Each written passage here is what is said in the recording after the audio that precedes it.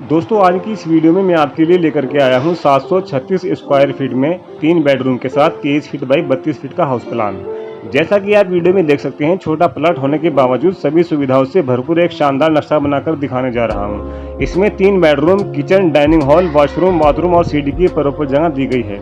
दोस्तों अगर आप भी अपने घर के लिए नक्शा डिजाइन कराना चाहते हैं तो अपने प्लॉट का प्रॉपर साइज कमेंट बॉक्स में लिख सकते हैं। आपकी डिमांड के अनुसार नक्शा बनाकर दे दिया जाएगा।